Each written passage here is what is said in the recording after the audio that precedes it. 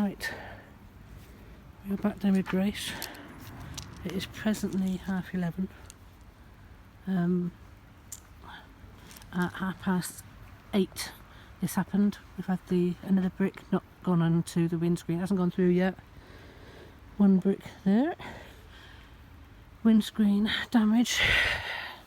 More glass here. That brick there. It's done that one through. There's another window to mend. There's another brick inside that they went to smash the windows up there, but actually went straight through the open window because there's no glass in these windows here, and it's landed on my bed. So that would have actually landed on my head if I'd been here half hour beforehand. Tyres and everything okay. This is just kids messing about now. It was checked an hour and a half before, and we found the kids' graffiti on the back. So that would have been today. This was not done at the same time as the brick, because John came down and checked her an hour and a half before I came down. So we had the window of an hour and a half that the brick had gone through before I come down here. And then somebody walking past, as I was talking to the police, said that that wasn't done when we went past about an hour ago. So I literally missed them by about 40 minutes, or it could have been 5. So I literally just put the board there to stop the rain coming in. That's still there. This is locked. The other side's open. I didn't realise, so I don't know why the central lock is not working. So it's just kids messing about. It's unfortunate, but also I'm a bit scared now. I'm vulnerable. I'm going to have to sort of stay down here. How that windscreen has not gone through, I have no idea. It's a bit more. Is it broken? A bit more broken at the top now. I'm not crying at the moment. I've had my cry. I'm feeling very scared and vulnerable. I obviously have to stay down here tonight, but obviously we're going to have no lorry left. So we've had a bit of a debate, and we're going to have to use my mending money I'm going to have to use to drive her to the compound and get her in the compound, and then somehow try and fundraise to get the rest of the money to get her mended. But at least I won't lose her, because at the moment we just have nothing left of her otherwise.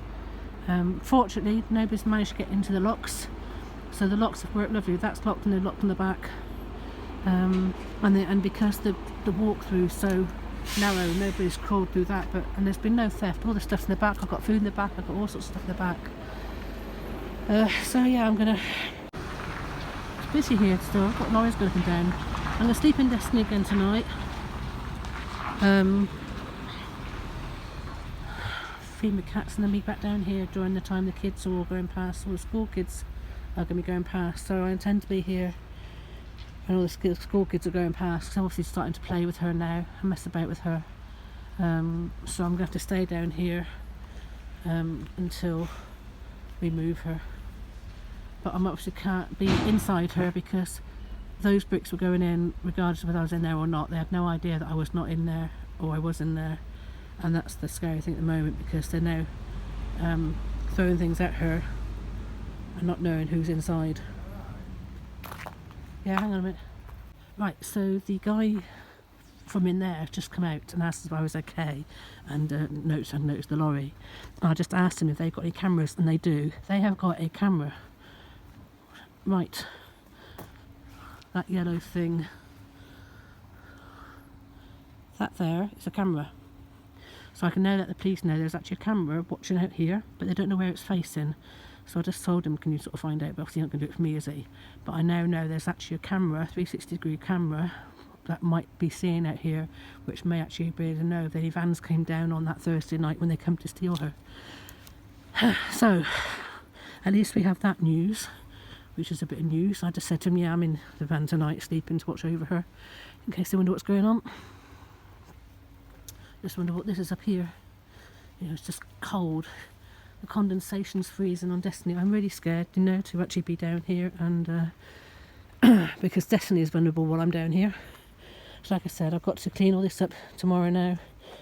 It's absolutely glass all over the floor in there, all over my food and everything into that window. So yeah, I know you lot said, you know, it's going to start getting vandalised, but what can I do? You know, if I haven't got the money, I haven't got the money to move her. But it's like we've got to sort of do it day by day now, because if I don't now get her into a compound, I won't have a vehicle to mend. So if we use that money to move her, we are there on a very tight time limit as to when I run out of money to eat and food and everything. So that's a different story. But right now I'm taking it day by day. So okay, just better get into Destiny and sleep down here, and I'll make some phone calls tomorrow to get her moved. Or John will in the morning. The saga continues.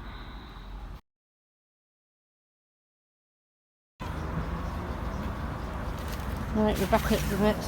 Connie's got to have a vet check after her operation. Just show her her side. Connie, good girl.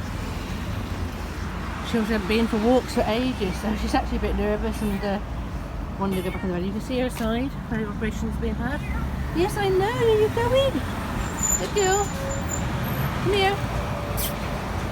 Excuse the mess. So we're back on. Where are we? Oh yep, dog alert. Oh, good girl. Come here, Connie cat. Good girl. Right. Good girl. Oh, we're going to go in a minute. Just want to have a bit of fresh air a bit early. Yow. Yow. What are you doing in there? So she's just waiting in the vet's waiting room to go and get her checkup. Yeah, nesting in her bag. She actually preferred to sort of just sit in the van than go for a walk or anything. She's been a bit sport, staying in the bungalow for a bit. She likes the safe areas now, which is probably going to help us going forward. You good girl, aren't you? Yeah. Wow. So you wanted a copy of the prescription?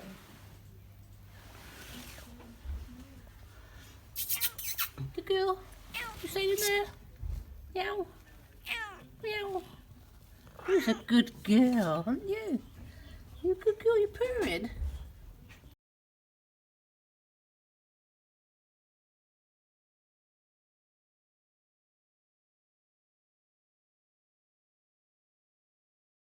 Right, Ian's just come down. We're going to see if we can hotwire it ourselves and get it to the bungalow. So I'm going to leave him in peace and try and get her moving. I'm just in the back trying to tidy up all the bits of shattered glass and everything. It's absolutely everywhere. But again, unfortunately, you know, they haven't touched the back. It's all tidy. Just chucking everything in the bath to travel with. But, you know, she's still able to carry on being built. I've lost this window, so that has to be cleared out. But I can board over that. Shame they broke this side. It's this side that leaks. So, but anyway, it is what it is. Still got a window. Sweepy while Ian's trying to hotwire her at the moment. It's got a nice big jumper that starts buses.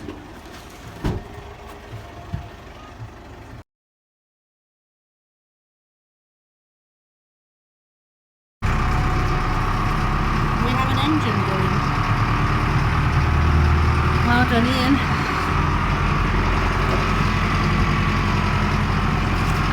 We have life.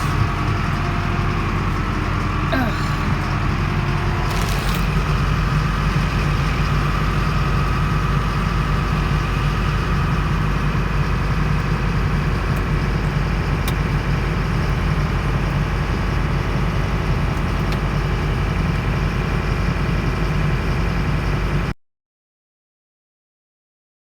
Right, so we've got the blue ignition barrel. Ignition barrel, this is the silver thing. Ignition barrel, I've got to look for. Right, and then your actual, the bit he's took away, which I think the blue is thing, he's is what I've got on order. Yeah. So I've got that on order, and then I order the stalk. Yeah, and you can key start it. Because that's, well... So the barrel comes with a key, does it? You should, well, you could do, yeah. I mean, that's fucked, they broke that. Yeah, I know. So, I mean, you can still use that, but you've just got no steering lock on it, and it might be a bit of a faff. I've just got to get it up north. Yeah, get it to where you need to go. Yeah, and then it'd be mended up there. We can get it running for you, we can get it... She's home. So that was a bit of a scary drive. Yours truly did her. Huge thanks to Ian Mully for coming and getting her sorted and jump starting her. Waiting for the complaints to roll in there.